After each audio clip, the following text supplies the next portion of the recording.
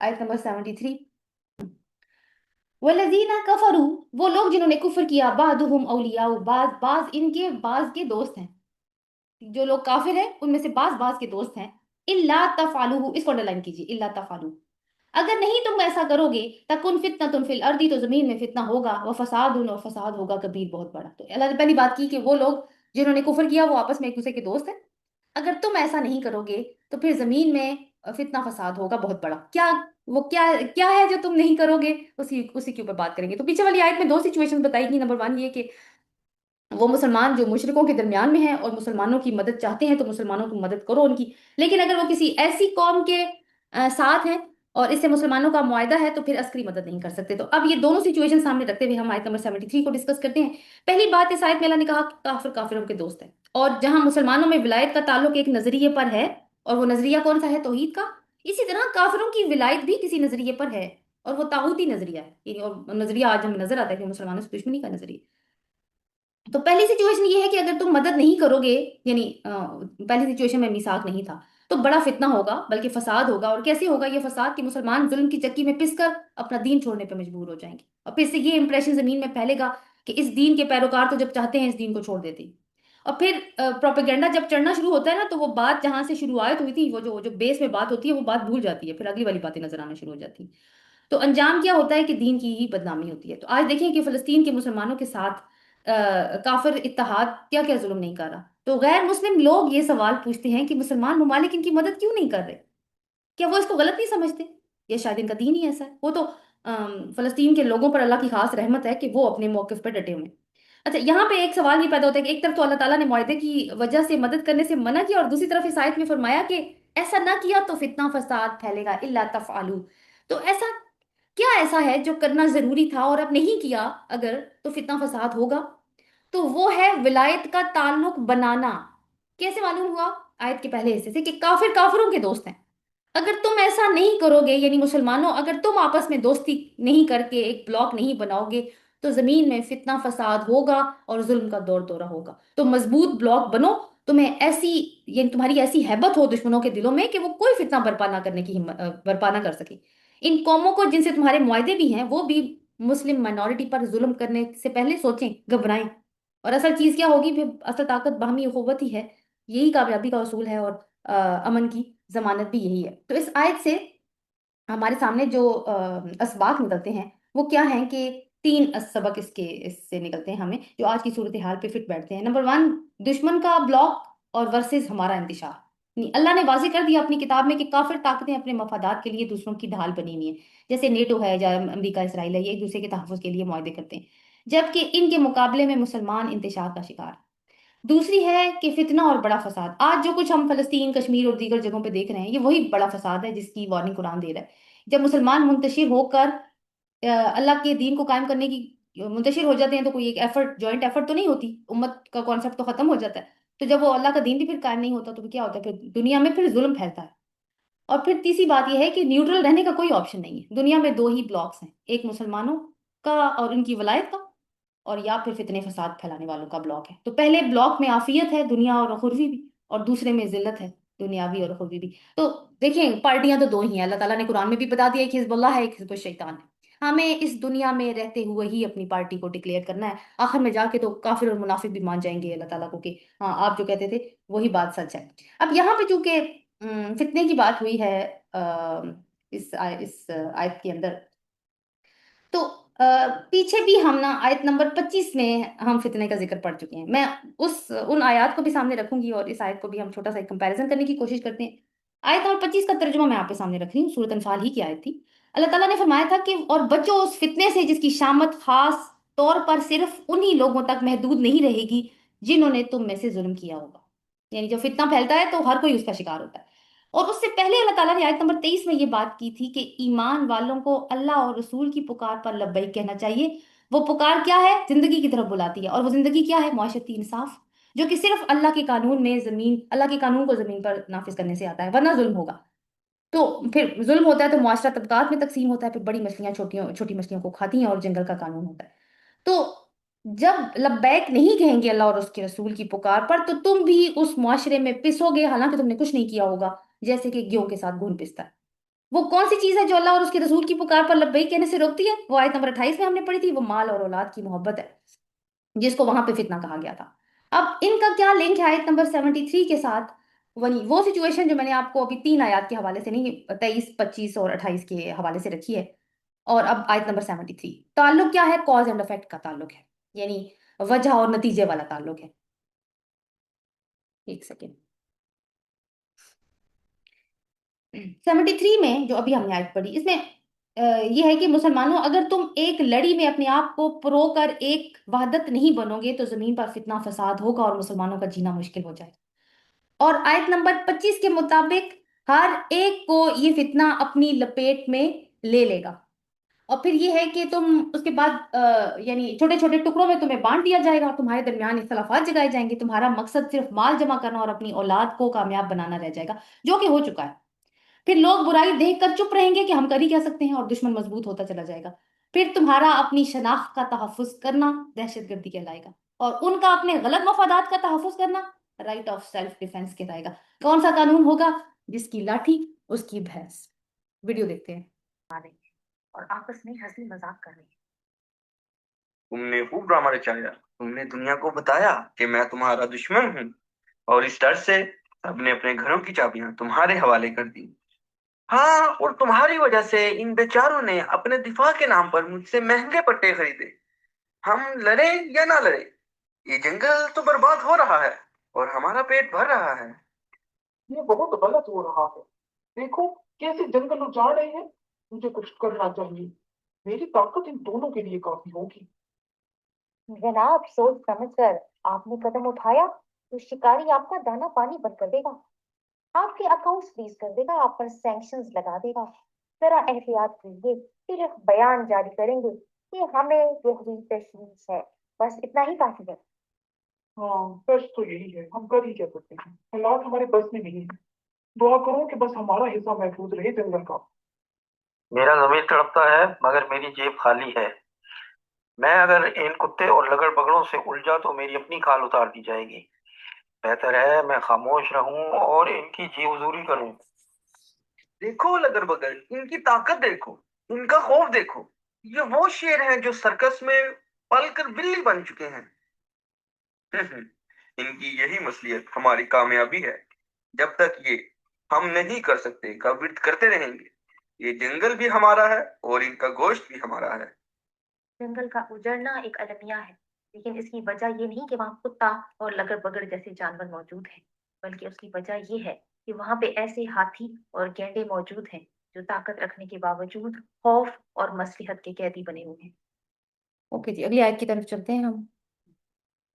آیت نمبر 74۔ اعوذ باللہ من الشیطان الرجیم۔ والذین آمنوا وہاجروا وجاہدوا فی سبیل اللہ، وہ لوگ جو ایمان لائے، انہوں نے ہجرت کی اور انہوں نے جہاد کیا اللہ کے راستے میں۔ والذین آووا ونصروا، اور وہ جنہوں نے پناہ دی اور مدد کی۔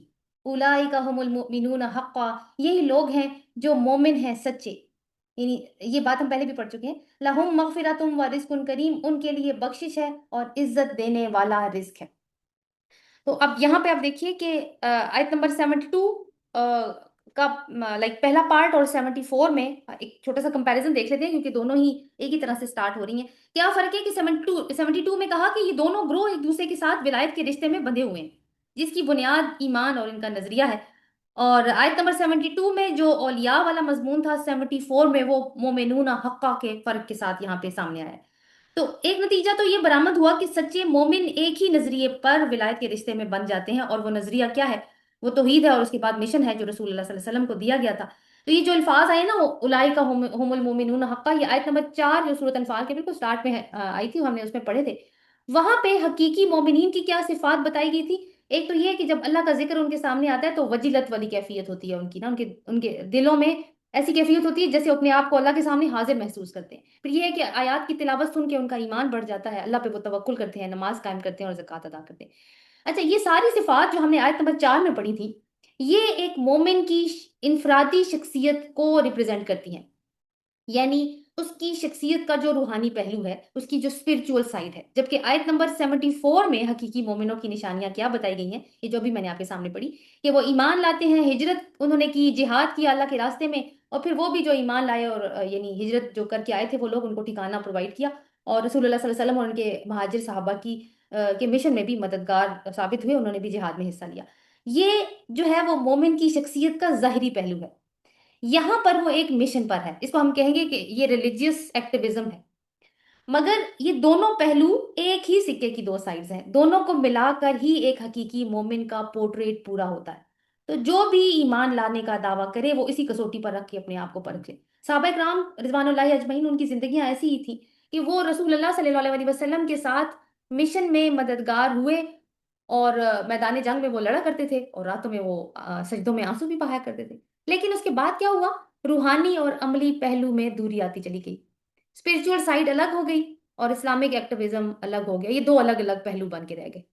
اور اب کچھ لوگ صرف ذکر، اذکار، نوافل، راتوں کے قیام کو دین سمجھتے ہیں، اور ان کو صرف اپنی روحانی بلندی کی فکر ہے، اور اپنا تزکیہ کر لیں، آس پاس کچھ ہو جائے ان کو کچھ پرواہ نہیں ہوتی۔ اور کچھ دوسرے لوگ ہیں وہ اسلامک ایکٹیویزم میں ہیں، جو دینی ادارے بناتے ہیں، لوگوں کی اویئرنیس کے لیے پروگرامز رکھتے ہیں، دین کی تبلیغ کے مشن پر ہوتے ہیں۔ وہ یہ سمجھتے ہیں کہ یہ روحانی سائڈ والے لوگ بیکار ہیں، اور روحانی بینٹ آف مائنڈ رکھنے والے سمجھتے ہیں کہ یہ جو ایکٹیوسٹ ہیں یہ غفلت میں ہیں۔ اور ایون یہ بھی نوٹ کر، جو اسلامک ایکٹیویزم میں بھی جو لوگ آگے آگے ہیں، وہ بھی بس آپ دیکھیں کہ مدرسے اور انسٹیٹیوٹس بنانے پر، اسلامک انسٹیٹیوٹس بنانے پر زیادہ زور ہے، تبلیغی مشن بھیجنے پر فوکس ہے، اجتماع منعقد کرنے پر محنت ہے۔ مگر یہ ساری چیزیں کیا ہے؟ یہ امر بالمعروف میں آ سکتی ہیں، لیکن نہیں ہونے منکر چھوڑ چکے ہیں کہ برائی اگر ہو رہی ہے تو وہ تو ہر ایک کا ذاتی مسئلہ ہے، ہمیں اس سے کوئی فرق نہیں پڑتا، ہماری یہ سوچ ہو چکی ہے آج۔ مگر یہ صورت ہمیں کیا سکھا رہی ہے؟ کہ دونوں ضروری ہیں، ورنہ مومن کی شخصیت حقیقی نہیں ہے۔ رسول اللہ صلی اللہ علیہ وسلم کو جب بعثت سے سرفراز فرمایا گیا تو تہجد فرض کر دی گئی کہ اپنی روحانی سائیڈ کو سٹرونگ کیجئے، سورہ مزمل میں اس کا حکم آیا۔ مگر اس کے بعد سورہ مدثر میں کیا فرمایا؟ قم فانذر، اب آپ کھڑے ہو جائیں اور انذار کرنا شروع کریں، یعنی اپنی سٹرگل کو سٹارٹ کر دیں۔ تو سٹرگل اور ذکر کو بیلنس کر کے چلنا ہے۔ ہم نے کیا کرنا شروع کر دیا؟ افراط و تفریط والا عالم ہے کہ انفرادی نیکی پر تو بہت زور ہے، لیکن اجتماعی ذمہ داریوں کا احساس تک نہیں ہے ہمارے اندر۔ تو آگے پھر اللہ تعالیٰ نے ان کے انعام کے بارے میں بتا دیا کہ کیا انعام ہے ان کا۔ اللہ تعالیٰ کا مغفرت ہے اور رزق کریم ہے۔ تو آیت نمبر 4 میں بھی یہی بات تھی۔ تو آپ دیکھیں کہ کہنے کا مقصد یہی ہے کہ یہ ایک ہی گروپ کی بات ہو رہی ہے کہ انڈیویجولی ایک مومن کے ساتھ کیا کیا کیا ٹریٹس تھے وہ ہمیں آیت نمبر 4 میں بتائے گئے، لیکن اب جب وہ ایک اجتماعیت کا حصہ بنتا ہے تو پھر اس کے عملی پہلو کیا ہیں وہ یہاں پہ ہمیں نظر آتے ہیں۔ لیکن آپ دیکھیں کہ مسئلہ کہاں پہ ایک اور جگہ پہ بھی پیدا ہوا کہ حکومت، نو ڈاؤٹ، ایک ہم کیونکہ زیادہ تر حکومت کو ہی بلیم کر رہے ہوتے ہیں، اور یہ بہت بڑا ایک فیکٹر ہوتی ہے کس ٹائپ کی گورنمنٹ ہے، کیونکہ قوم کی تربیت کے حوالے سے اس کا ایک کردار ہوتا ہے۔ تو لیکن آپ دیکھیں کہ جو لوگ آتے ہیں وہ ووٹ کے ذریعے ہی آتے ہیں، لوگ ان کو ووٹ دیتے ہیں، اور وہ کسی ریلیجیس نعروں کے اوپر ووٹ نہیں دیتے، کیونکہ ریلیجیس جو جماعتیں ان کو تو ووٹ ملتا ہی نہیں ہے، وہ تو کبھی پاور میں آتی ہی نہیں ہے۔ اور یہ جو سیاسی رہنما ہے یہ روٹی کپڑا اور مکان ہی کی بات کرتے ہیں، بیسک نیڈز ہی کی بات کرتے ہیں، یہ کوئی دین قائم کرنے کی بات نہیں کرتے۔ ماضی میں کچھ سرفروش تھے مگر اب تو کوئی بھی نہیں ہے۔ لیکن پھر کام تو علماء کا ہے نا، جن کے پاس قرآن ہے، جن کے پاس یہ والی نالج ہے ساری جو قرآن نے جو ہمیں دے رہا ہے۔ تو پھر کہاں پہ کمی، کوتاہی کہاں پہ ہو رہی ہے؟ بہت سارے فیکٹر، تعلیم و تربیت میں ہو رہی ہے، بالکل ہو رہی ہے۔ پھر اس میں بحث آتی ہے، اچھا مدرسہ الگ ہے اور اسکول الگ ہے، ان کو الائن ہونا چاہیے، اس میں بہت بڑی بحث ہو سکتی ہے۔ میں ایک چھوٹا سا فیکٹر آج آپ کے سامنے رکھنا چاہتی ہوں کہ مسجدیں تو بہت زیادہ ہے نا، ہر گلی محلے میں ایک مسجد ہے، تو کیا مسجد اپنی ذمہ داری نبھا رہی ہے؟ یعنی ہفتے میں ایک دن تو ساری قوم نماز کو فرض سمجھ کے پڑھتی ہے نا، جمعے کے دن۔ تو جمعہ کے خطبے جو ہیں وہ ہفتہ وار تعلیمی پروگرام ہوتا ہے مومنوں کے لیے، جو ایک قوم کو اس کی شناخت اور ذمہ داری کے ساتھ جوڑ کے رکھتے ہیں۔ آج ہمارے جمعے کے خطبوں سے سورۃ انفال جیسی آیتیں غائب ہیں۔ اس کا مطلب کیا ہے کہ ایسی صورتیں اگر ممبر سے غائب ہیں تو دراصل وہ انقلابی فکر غائب ہو چکی ہے، جو اسلام کو مذہب نہیں بلکہ دین، ایک مکمل نظام زندگی بنا کے پیش کرتی ہے۔ قرآن پورا زور لگا رہا ہے امت بنو، وہ فارمولاز بتا رہا ہے، فائدے بتا رہا ہے، مقصد دے رہا ہے، اور ممبر اور مسجد پورا زور لگا رہے ہیں کہ بس نماز، زکوٰۃ، داڑھی، تراویح، نکاح، طلاق، عدت، رضاعت، وضو، غسل، جنابت، اور کبھی کبھار اخلاقیات اور تزکیہ۔ تو یہ باتیں سن سن کے کثیر تعداد مسجد میں صرف اس وقت آتی ہے جب اردو کا خطبہ ختم ہو چکا ہوتا ہے، دو فرض پڑھتے ہیں، ساتھ ہی گاڑیاں موٹر سائیکل سٹارٹ کرتے ہیں اور بھاگنے کی کرتے ہیں، کیونکہ کوئی انسپائر ہی نہیں ہو رہا۔ اور کیوں؟ کیونکہ مسجد اجتماعی مسائل جس کو ایک شخص دن رات فیس کرتا ہے اس کا حل نہیں دیتی۔ صرف دعائیں اور ذکر اذکار اکیلے تو کچھ نہیں کرتے نا۔ میرے دکھ، میری بے بسی، میری بے چارگی کا کیا حل ہے؟ اصل کامیابی کیا ہے؟ کون بتائے گا؟ پچھلے دنوں آپ نے خود فیل کیا ہوگا کہ جو کچھ ہو رہا تھا مسلمانوں کے ساتھ فلسطین میں، ہم کتنا بے بس فیل کر رہے تھے، لیکن کسی مسجد کی طرف سے کوئی وہ نہیں آئی، اللہ ماشاء اللہ کوئی ایک دو ہوں گے، لیکن جنہوں نے کیا بھی انہوں نے بھی کوئی ایجنڈا تھا ہی ہے ان کا۔ بہرحال اب یہ ہے کہ یہ ان سارے سوالوں کے جواب کون دے گا؟ کیا دین صرف قبر کے قصے بتانے کا نام ہے؟ اور قبر سے پہلے والی زندگی کا اس کا کیا مقصد ہوگا کہ کس طریقے سے وہ گزاری جائے کہ قبر کا حصہ پھر ایک فیری ٹیل بنے؟ یہ کون بتائے گا؟ لیکن کیوں بتائے؟ کیونکہ ہمارے تو فنڈز رکتے ہیں، ہمارے تو ارباب اختیار ہم سے ناراض ہو جاتے ہیں، تو ان کے لیے کتاب کے بعض حصے کو مانو اور وہی منواؤ اور بعض کا انکار کر دو۔ ان معاشی حیوانوں کو کیا پتا چلے گا؟ ان کو تو سوال کرنے کی ویسی عادت نہیں ہے، اور اگر کوئی پوچھ لے اپنی عقل سے مجبور ہو کے تو بے دین، بے ادب، بے نصیب، آئندہ ہماری مسجد میں قدم نہ رکھنا۔ تو آج ہماری مسجد اور ممبر سے کیا پیغام نکل کے آتا ہے؟ تفرقہ بازی، تعصب، شخصیات کے اختلافات، یہی نقشہ ہے جو آج سارے سو کالڈ اسلامی ممالک کے اندر نظر آ رہا ہے۔ دیکھیں، انسان جو ہے نا وہ فطری طور پہ بہادری کو پسند کرتا ہے۔ فلموں میں ہیرو اس لیے ہیرو ہوتا ہے کہ وہ بہادر ہوتا ہے، وہ ظلم کو چیلنج کرتا ہے۔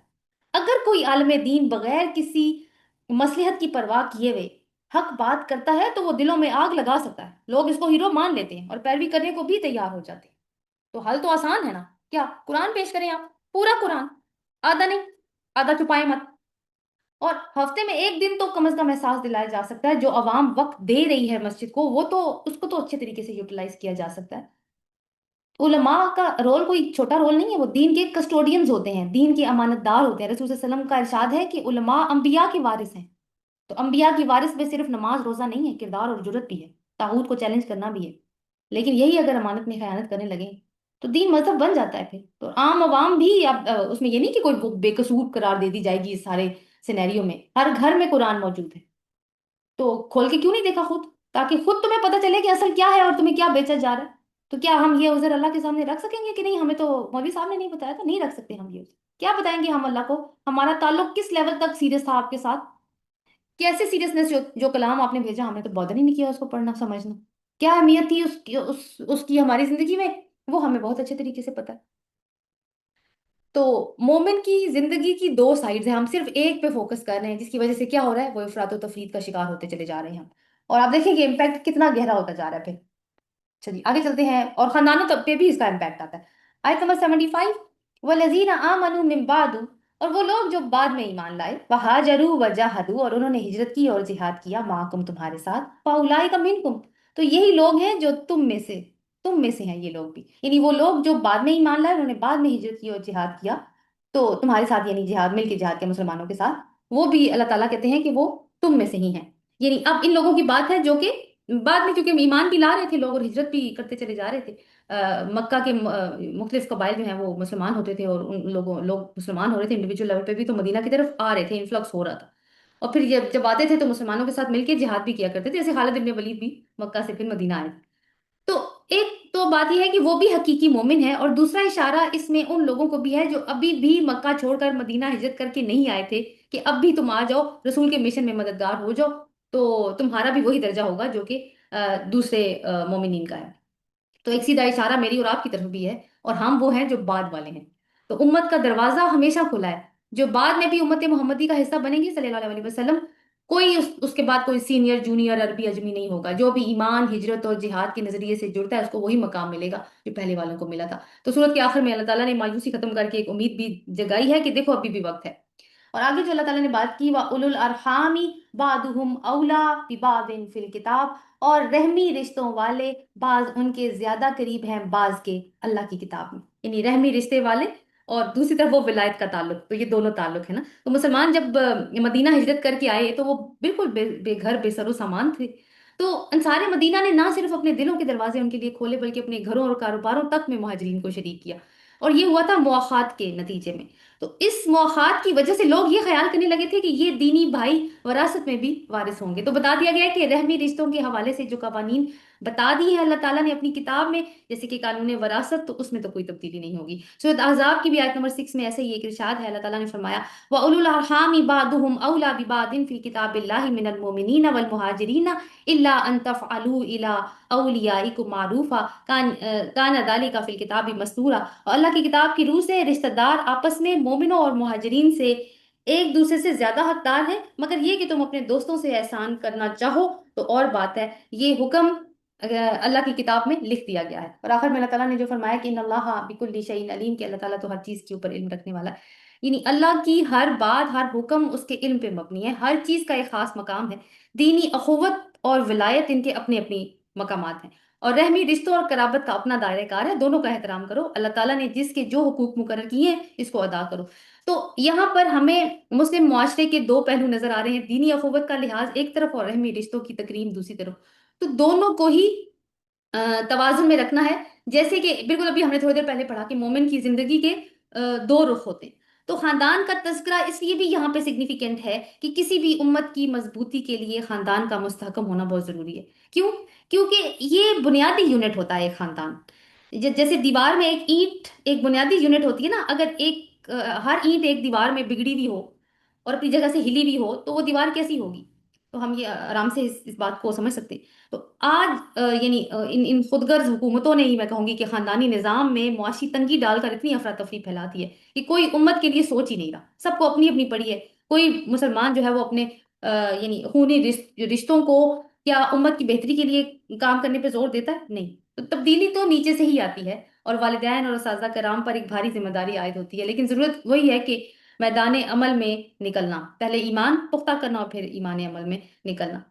تو صورت یہ اسٹارٹ میں مسلمانوں کے درمیان میں ایک جھگڑے کا ذکر تھا اور مال کی وجہ سے تھا، اور آخر تک پہنچتے پہنچتے یہ حال کہ مسلمان دینی بھائیوں کو بھی وراثت میں حصے دار سمجھ رہے ہیں، اتنی محبت ہو چکی ہے ان کی آپس میں، تو اللہ تعالیٰ کو یہ کہنا پڑا کہ قانون قانون ہے۔ تو یہاں پہ الحمدللہ ہماری صورت کا اختتام ہو چکا ہے، اور اللہ تعالیٰ سے اس دعا کے ساتھ کہ وہ ہمیں سمجھ کر عمل کرنے کی بھی توفیق عطا فرمائے۔ وآخر دعوانا ان الحمدللہ رب العالمین، آمین۔ سبحانک اللہم و بحمدک، نشہد ان لا الہ الا انت، نستغفرک و نتوب الیک، آمین۔ السلام علیکم و رحمۃ اللہ وبرکاتہ۔